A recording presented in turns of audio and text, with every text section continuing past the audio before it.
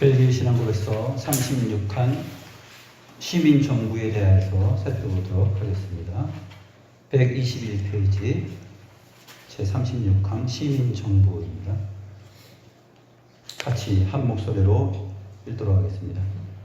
우리는 우리의 선하신 하나님께서 인류의 타락 때문에 왕과 군주와 공직자들을 임명하셨다고 믿습니다. 하나님은 무법한 사람들의 탕통함이 억제되고 모든 것이 사람들 가운데서 선한 질서로 시행되도록 세상을 법과 제도로 통치하게 하셨습니다.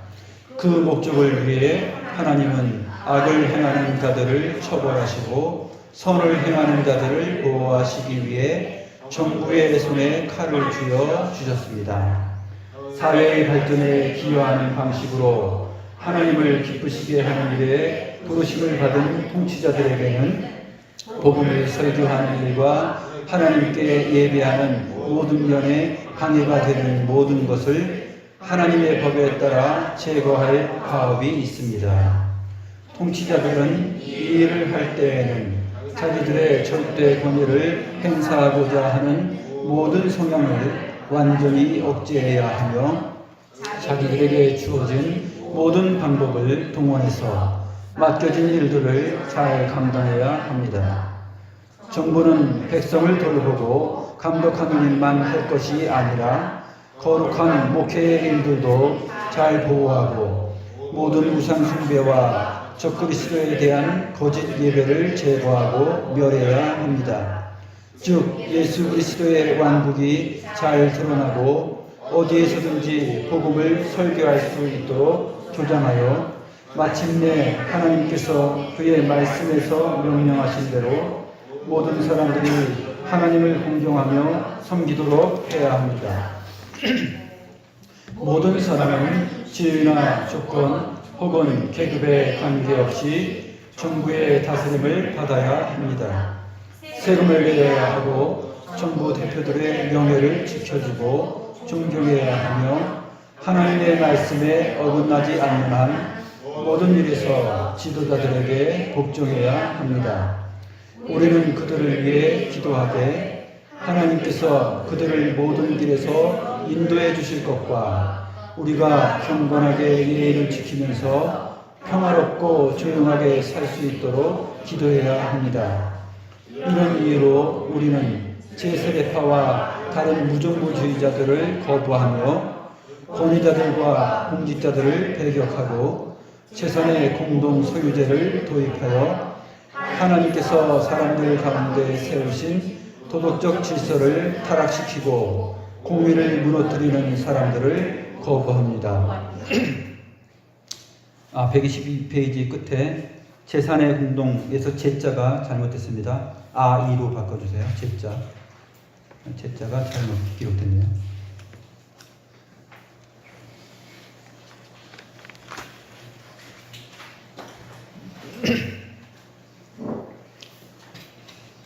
오늘 36항 시민정부. 이것이 신앙고백서죠. 신앙고백서인데 시민정부에 대한 얘기가 나오니까 좀 의아하지 않습니까? 사실 웨스트민스터 신앙고백서 23장에 가서도 이 국가 관원들에 대한 얘기가 좀 나오고 있거든요. 그것도 신앙고백서죠. 신앙고백서인데 이 국가와 시민의 정부, 그 다음에 국가, 공직자, 권력자들을 언급하고 있습니다. 왜 언급하냐면 이 신앙고백서는 성경 말씀에 근거를 두고 기초하고 있기 때문에 그렇습니다. 로마서 13장, 베드로전서 2장, 또 디도서 3장 이 내용들을 보게 되면은 모두가 다 지상의 통치자들, 또 권세자들, 그들을 언급하고 있기 때문에 성경 말씀에 근거해서 신앙 고백을 지금 하고 있는 것이 되는 것이죠. 그래서 만약에 이 부분 시민정부에 대한 36항이 빠졌다 그러면은 그리스도인으로서 이 세상을 살아가면서 한 국가에 속하고 또 국가에게 또 사회 속에서 그 세금도 내고 또 법과 질서들을 지키면서 살아가는 한 나라의 국민으로서의 그 자리를 제대로 생각하지 못하게 됩니다. 성경은 무엇을 말하고 있는가? 대표적으로 로마서 13장, 베드로전서 2장, 디도서 3장, 이 내용을 우리가 근거로 해서 살펴보도록 하겠습니다. 근데 이 1561년에 작성된 이 벨기에 신앙고백서, 네덜란드 신앙고백서인데 역사적인 배경이 있어요. 역사적인 배경이 있기 때문에 이때 당시에 16세기에서 대표적으로 로마 교회는, 이 중세의 로마 교회는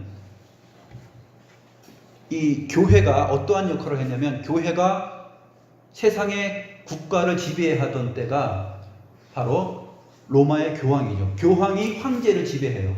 황제보다 더 높은 지위에 있었습니다. 그래서 로마 교회는 시민 정부를 전적으로 교회 앞에 복속을 시켰습니다. 종속시켰죠. 국가적으로 볼 때 통치자들, 또 황제나 간원들이 볼 때 이렇게 사니까 힘없이 산다라고 생각했겠죠. 교황이 최고 우두머리입니다. 그래서 교회가 정부를 장악하고 주물러 틀었죠. 오늘날도 마찬가지입니다. 바티칸에 있는 바티칸에 교황이 있지 않습니까? 이 교황이 사실은 기회만 있으면 자기들 특사를 그 세계 각지에서 일어나는 어떤 행사나 이슈들이 있을 때 특사들을 파견하죠. 그리고 이 로마 교황청, 이 카톨릭 신자들이 전 세계에 많이 있습니다. 이 사람들이 아직까지도 자기네들이 과거에 중세 때 해왔던 그 역할을 아직도 지금 하고 있어요. 지금은 이제 많이 국가의 위상이 높아지고 통치자들의 위상이 높아졌지만, 이 교황이 한번 어떤 나라에 방문해서 땅에 한번 입 맞췄다 그러면은 벌써 대단하지 않습니까? 그 땅에 가서 한번 교황이 입 맞췄다 그러면 그것을 대단한 것으로 보도하고, 거기에 무슨 하늘의 평화가 완전히 임하는 식으로, 그리고 문제가 국가와 사회의 그 빈부격차, 가난, 억울함, 이것이 다 해소될 것처럼 그렇게 여겨지는 것이죠. 그러한 배경들이 이 신앙고백서에 있어요. 근데 성경이 과연 그것을 말하느냐? 교회가 국가를 장악하고 로마 카톨릭이 그렇게 했던 것처럼 그렇게 하는 것이 성경적인가 했을 때 아니라는 거예요. 성경은 절대 그렇게 말하고 있지 않다라는 것입니다. 벨기에 신앙고백서가 로마 카톨릭으로부터 강하게 핍박을 받고 처형을 당하고 수만 명이 피 흘려서 죽고 순교한 이유가 바로 그것이에요. 거기에 도전을 하니까. 모든 것이 로마 카톨릭이 말하고 있는 그 신앙 고백과 상충되고 도전을 하니까 피 흘림이 있었던 것입니다. 오늘 36항 시민정부, 여기서 표현하고 있는 것이 세상 나라 통치자들, 권세자들에 대한 이해예요. 성경이 말하고 있는 이해. 루터교회는 16세기 종교개혁 이후에 루터교회가 있는데, 루터교회는 반대로 또 어떻게 됐냐면 시민정부의 교회에 대한 권한을 다 줘버렸어요. 교회에 대한 권한을 시민정부, 국가에게 다 이임을 했어요. 국가에서 그 성직자들에게 월급도 주죠. 국가가 줍니다. 국가가 더 높아졌어요. 국가가 다 위임을 받고 교회는 국가 안에 속하게 됩니다. 이것도 성경이 말하고 있는 그러한 내용은 아닙니다. 정치와 교회는 분리됩니다. 성경이 말하고 있는 것이 정치와 교회는 분리되어야 되는 것이죠. 그러니까 오늘날도 이 기독교인들이, 또 교회 신자들이 교회의 역할을 세상의 통치자들과 정치와 관련했을 때 어떻게 이해하고 생각해야 하느냐 하는 것을 오늘 이 36항이 잘 말해주고 있습니다. 이 벨기에 신앙고백서가 작성됐을 때 그 1534년에 민스터 폭동이라는 유명한 폭동이 있어요. 민스터 폭동. 그래서 제세례파들이 폭동을 일으켰는데 1533년에 제세례파가 이 민스터 시를 완전히 장악을 해버렸습니다. 제세례파는 극단적 제세례파인데 어떤 주의를 갖고 있었냐면은 우리는 우리의 시민권은 하늘에 있다. 성경적이잖아요. 우리의 시민권은 하늘에 있어요. 오직 그리스도만이 우리의 왕이시다. 그래서 세상 정부, 황제, 통치자들의 어떠한 영향도 우리는 받지 않는다. 이게 극단적 제세례파의 신앙이었어요. 그래갖고 정부가 그런 자세로 나오니까 이 정부가 민스터 이 극단적 제세례파들을 그 다음에 1535년에 이들을 다 처형해 버렸어요. 그러니까 그 가족들이 있지 않습니까? 가족 가운데 개혁파 교회에 잘 속해 있어서 개혁신앙을 받는 사람도 있었고, 또 로마 카톨릭에 속해 있는 사람도 있고, 친지들, 가족들, 친척들 보게 되면 뭐 다양합니다.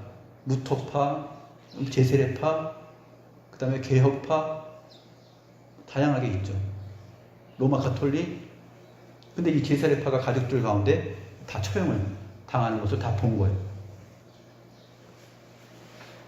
그러면 가족들 가운데 어떤 마음이 생깁니까? 시민 정부, 이 정부와 교회에 대해서 성경이, 하나님이 우리에게 주는 것은 무엇인가 라는 것을 생각하게 되겠죠. 그런 의미에서 작성된 게 36항이에요. 기도 두 부례를 중심으로 해서. 근데 기도 두 부례는 사실 앞에서 우리 벨기에 신앙고백에서 처음에 볼 때 소개하는 글에서 앞부분 서문에서 우리가 살펴보았었는데 1566년도에 그 성상 파괴하는 그 개혁파 신자들이 성상을 다 파괴하고 다녔어요. 정부에서 그것을 보고서 깜짝 놀라가지고 그 탄압을 하죠. 오늘날로 치면 막 체류탄 쏘고 해가지고 잡아들입니다. 그랬을 때 기도 드브레가 뭐라고 했냐면 시민 정부에게 그들의 권세에 대항하지 말고 그들에게 항복해라. 그렇게 말했어요. 그러니까 극단적인 생각을 갖고 있었던 거죠. 하나님을 예배하고 섬겨야 되는데 이 성상은 이건 우상이니까, 우상단지니까 파괴해야지 하면서 막 도끼로 찍고 막 파괴하고 막 그랬던 것이에요. 단군상, 초등학교에 단군상이 있다 해가지고 목사님들 가운데 또 기독 신자들 가운데 단군상 막 도끼로 찍고 그래가지고 이슈가 되지 않습니까? 그렇게 해서 신자의 신자됨을 증거하거나 교회의 교회됨을 증거하는 일이 아니다 하는 것입니다. 그렇게 극단적으로 그렇게 나아가게 되면은 이 세상에서 사는 동안에 그리스도인으로서의 온전한 모습이 아니다라고 말합니다. 로마서 13장과 베드로전서 2장이 아주 좀 길게 설명을 하고 있는데 그 내용을 우리가 이 신앙고백서의 내용과 함께 살펴보도록 하겠습니다. 먼저 벨기에 신앙고백서 첫 부분이 어떻게 시작되는지 중요합니다. 같이 보겠습니다. 우리는 우리의 선하신 하나님께서 인류의 타락 때문에 왕과 군주와 공직자들을 임명하셨다고 믿습니다. 굉장히 색다르죠? 이 인류의 역사 가운데 국가가 만들어지고 이 국가 안에 통치자들과 또 권력자들이, 정치인들이 생기고 하는 것이 그저 서로 사람들끼리 의논해서 이렇게 하는 게 좋겠네 해가지고 그들 마음대로 그들 생각대로 해서 국가가 그렇게 준비된 것이 아니다 하는 것입니다. 성경이 말하고 있는 것은 뭐냐면 우리의 선하신 하나님께서 인류의 타락 때문에 왕과 군주와 공직자들을 임명하셨다고 믿는다. 사람들 마음속에 하나님을 믿지 않는 하나님의 백성이 아닌 자들의 마음속에도 그러한 하나님의 통치의 양심의 법 빛을 비추어 주셔서 이 세상이 주님 재림하실 때까지 어떻게 유지되고 진행되고 보호되어야 되느냐 해서 세상의 왕들과 통치자들, 권세자들을 주셨다는 것입니다. 하나님이 그렇게 하셨다. 그것을 우리가 믿는다는 것이에요. 성경에 근거해서 말하는 것입니다. 그래서 하나님은 무법한 사람들의 방탕함이 억제되고 모든 것이 사람들 가운데서 선한 질서로 시행되도록 세상을 법과 제도로 통치되게 하셨습니다. 사실 법과 제도로 인간이 통치하고 인간 나라이고 인간 권세자들이 주도적인 역할을 하는 것 같지만 하나님께서 그들의 마음속에 그러한 지혜를 주시고 무엇이 타당한 법이고 사람 사는 도리인가 하는 것들을 그 법과 제도들을 생각나게 하시고 정상적인 국가에서 정상적인 그 도덕법들을 질서들을 산출해내게 하셨다는 것입니다. 그것이 하나님을 믿지 않는 자들에게서 나온 것이라 할지라도 그것이 그들 마음속에 생각 속에 역사하시고 그렇게 진행하신 분은 하나님이시다는 것입니다. 하나님의 주권과 통치 아래서 그것이 진행되고 있다 하는 것을 우리는 믿는다 하는 것입니다. 이것이 벨기에 신앙고백서의 첫 출발이에요. 그 목적을 위해 하나님은 악을 행하는 자들을 처벌하시고 선을 행하는 자들을 보호하시기 위해 정부의 손에 칼을 쥐어주셨습니다. 권세를 주셨다는 것입니다. 로마서 13장 4절이죠. 로마서 13장 한번 펼치고 살펴보도록 하겠습니다.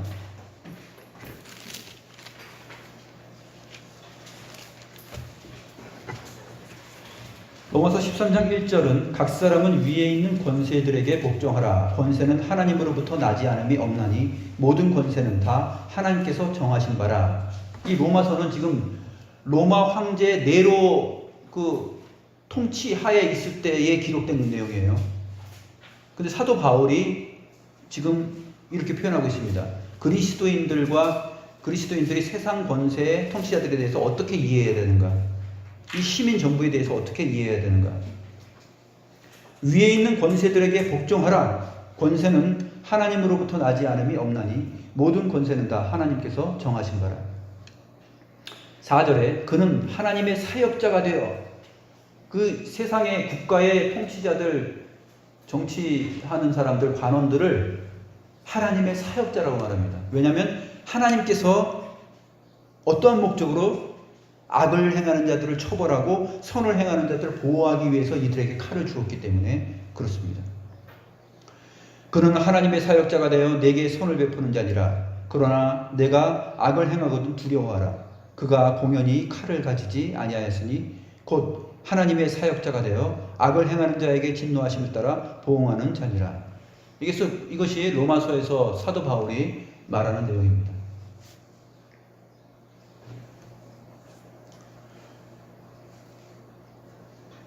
또 5절 말씀부터 보면은 그러므로 복종하지 아니할 수 없으니 진노 때문에 할 것이 아니라 양심을 따라 할 것입니다. 진노를 받고 벌 받기 위해서 복종하는 것이 아니라 양심을 따라서. 왜냐하면 이 위에 있는 권세들에게 복종하는 일이 하나님께로부터 난 것이기 때문에 그것을 지극히 당연한 신앙적 양심을 따라서 그렇게 하라는 것입니다.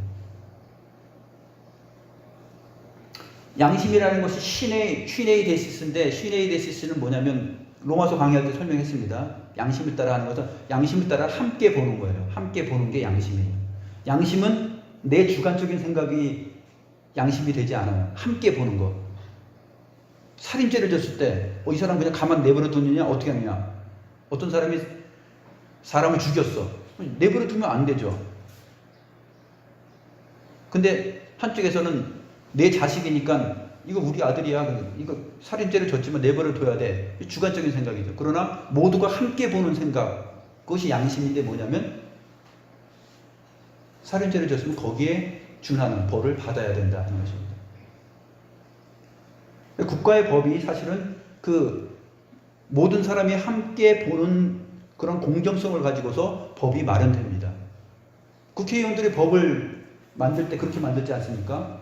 국민들의 생각들을 다 반영해서 모든 사람이 함께 보는 양심의 법을 만드는 것이 국가법이죠.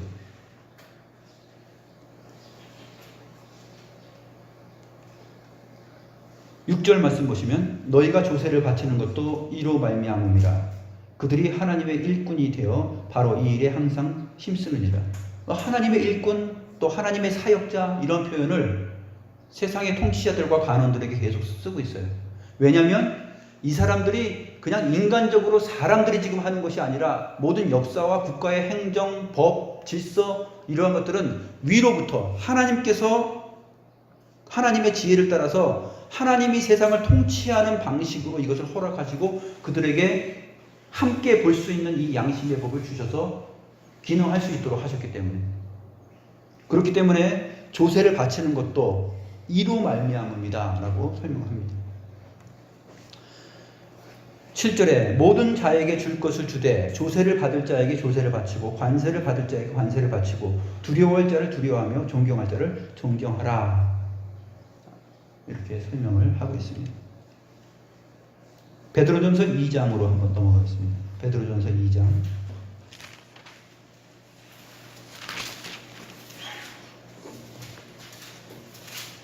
베드로전서 2장 13절에서 25절이 잘 표현해지고 있는데,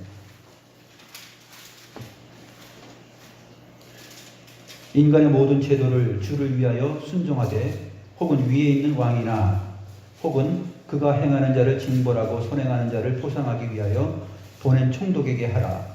곧 선행으로 어리석은 사람들의 무식한 말을 막으시는 것이라. 너희는 자유자가 있으나 그 자유로 악을 가리는 데 쓰지 말고 오직 하나님의 종과 같이 하라.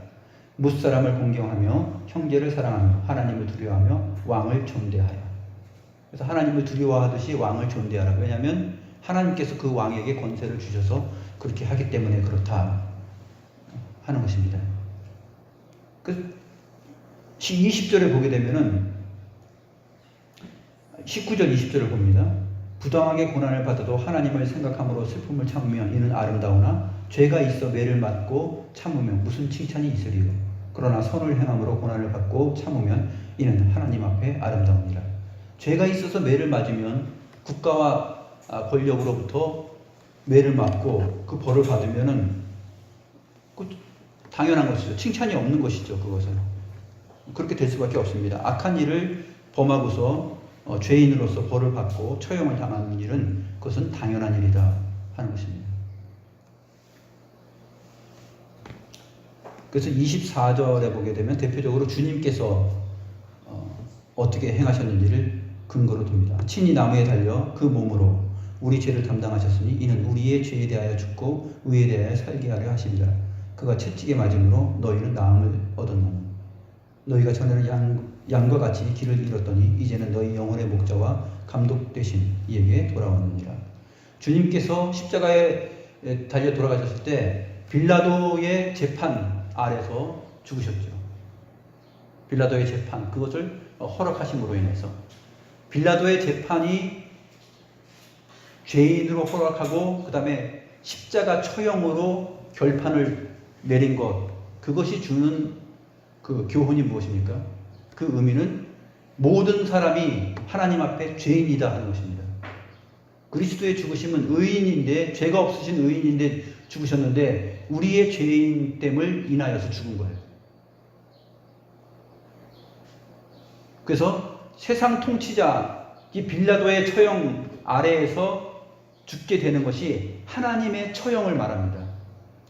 그래서 벨기에 신앙고백서가 어떻게 지금 배열을 하고 있냐면 37항까지 있는데 36항은 시민정부예요. 시민정부, 즉 이 땅의 정부를 말하고 있어요. 땅의 정부, 지상의 정부. 지상의 정부가 악한 일을 심판하는 것, 선한 자를 위로하는 것, 그 통치를 말하고 있고, 근데 그 통치가 위로부터 왔다, 하나님께로부터 왔다 라고 말합니다. 땅에서 일어나는 것을 말하죠. 그 다음에 37항 마지막으로 넘어가게 되면 마지막 그 종말이 나옵니다. 벨기에 신앙국에서 37항이 끝인데 마지막 심판이 나와요. 이것은 36항과 비교가 됩니다. 이것은 36항이 땅, 지상의 심판을 말한다면은 37항 마지막 심판은 하늘, 천상의 심판, 그것을 말해요. 그래서 36, 37이 같이 연결되어 있고 이것으로 맞춰지는 거예요. 하나님께서 지상에 사는 동안 지상의 권세자들에게 법과 질서를 주시고 그렇게 통치하신 이유는 악을 보라고 선을 보호하기 위해서 그렇게 하신 것이다. 지상의 통치를 말하고 있죠. 결국은 이걸 하나님께서 하시는 통치예요. 그런데 마지막 때 마지막 심판은 어떻게 되느냐? 이것이 궁극적인 심판인데 천상적 심판, 하나님이 하시는 것인데 세상의 모든 악을 보라고 선을 세우기 위한 심판입니다. 이것이 마지막 심판이에요. 그래서 이 시민정부라는 36항의 항목은 하나님의 심판을 지상에서 계속 여전히 지금 행하고 있는 현재 진행이다라는 것을 보여주는 거죠. 인류가 타락한 이후로, 아담과 하와가 범죄한 이후로 하나님께서 지상의 통치자들에게 법과 질서를 세우고 권세를 주셔서 하나님의 심판을 계속 하고 있다라는 것입니다. 너나 할 것 없이 믿는 자든지 믿지 않는 자들인지 법을 어기고 사람을 속이고 물건을 빼앗고 폭행하고 죽이고 그렇게 하면은 하나님께서 벌을 하십니다. 세상에 칼을 주어서 세상 권세자들을 통해서 그렇게 벌을 하십니다. 하나님께서 이 지상에서 계속 하시는 것이죠. 역사 속에서. 근데 그것이 최종적으로 그래도 죄를 짓고도 뻔뻔스럽게 살아가고 공소시효를 넘기면서 그러면서 이제 벌을 받지 않고 살아가는 사람들, 안전지대에 있는가? 그렇지 않습니다. 이 신앙고백서가 36항으로 끝나지 않는다는 사실이에요. 마지막 심판, 하나님의 확실한 심판이 나오면 거기에 지상에서 혹시 공소시효로 빠져나간 사람이라 할지라도 어떻게 해서 눈에 띄지 않는 완전 범죄 비슷한 것을 지었다 할지라도 그 마음으로 허다한 죄를 짓지만 겉으로는 관리를 잘해서 인격자인 것처럼 이렇게 나타난다 할지라도 그 마음을 살피시는 심장과 폐부를 분별하시고 금과 은을 녹이시듯이 그렇게 분별하시는 하나님께서 사람의 마음 중심을 보시는 하나님께서 마지막 심판 37항에 가서 그것을 하신다 하는 것입니다. 이게 벨기에 신앙고백서의 구조예요.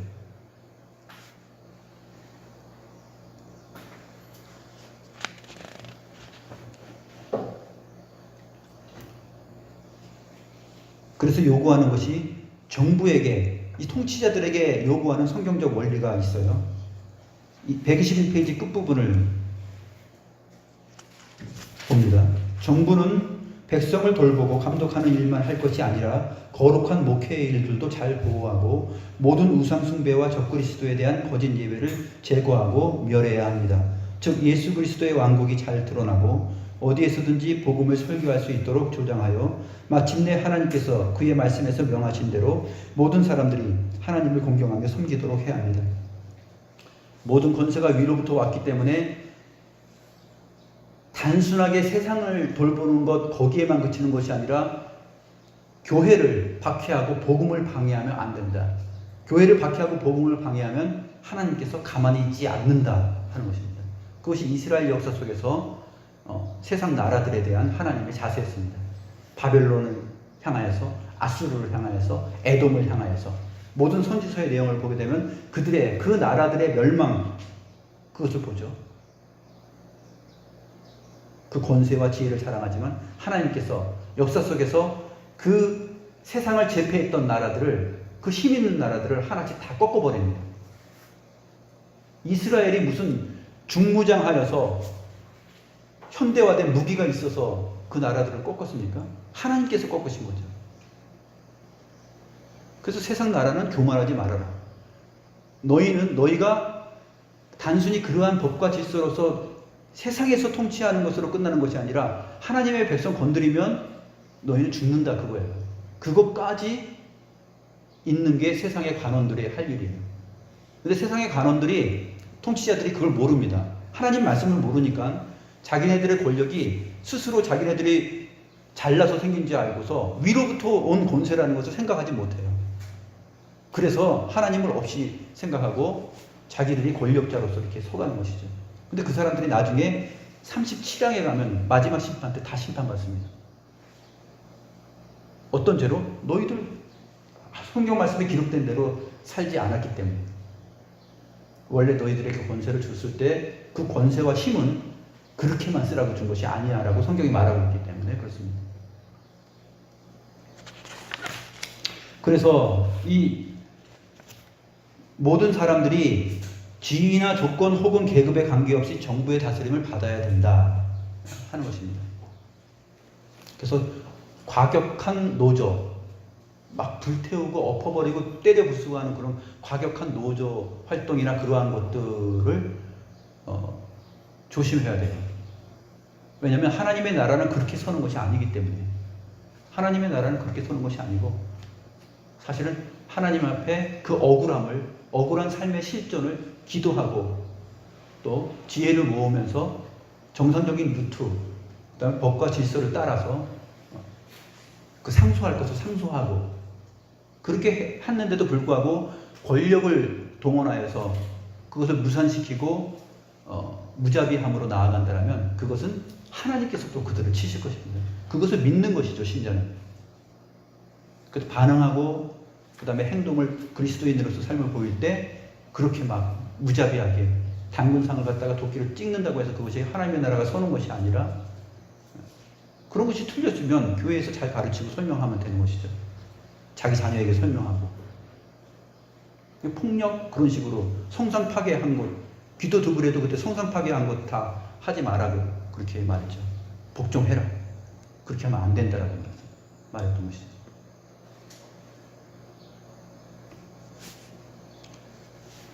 그래서 제세례파 무정부주의자들 또 이 퀘이커 교도들은 전부 다 그 정부를 인정하지 않았는데 그러한 것들도 성경 말씀에 근거해서 볼 때 바른 것이 아니다 하는 것을 표현해 줍니다. 여호와의 증인 같은 경우도 군 입대하는 거, 뭐 총 만지는 거 그런 것들도 그 정부의 질서를 따르지 않잖아요. 이것이 바로 무정부주의자들이 퀘이커 교도들 또 극단적 제세례파들이 갖고 있었던 그러한 생각들이에요.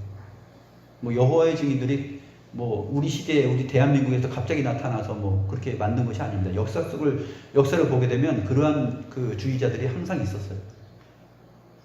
성경적으로 옳은 행동들이 아닙니다. 기도하시겠습니다.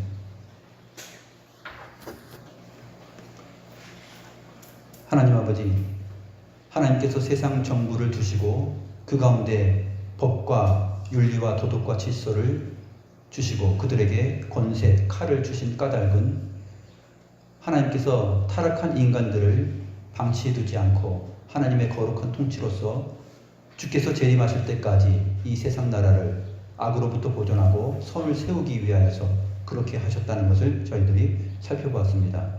그리스도인들로서 이 세상 가운데 되어지는 일들을 보면서 직장에서 또 학교에서 또 모든 곳곳에서 어떻게 그리스도인으로서의 모습을 보여야 될지 우리가 잘 생각하게 하셨나이다.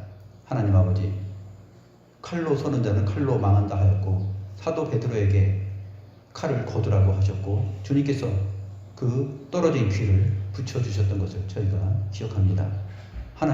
하나님의 지혜와 또 하나님의 권능과 능력을 우리가 의심하지 않고 받아들이면서 국가와 권력과 권세자들 또 악한 자들이 법을 위반하고 성도들을 시험에 빠지게 하며 그렇게 승승장구하는 것처럼 나아간다 할지라도 우리가 바른 질서와 공정한 원리와 또 질서를 가지고서 항변하게 하시고 그 다음에 모든 문제들은 정의롭고 공의로우신 최후의 심판의 권세를 가지신 하나님의 지혜에 맡길 수 있는 기도하는 신자로서의 삶을 살아가게 하옵소서.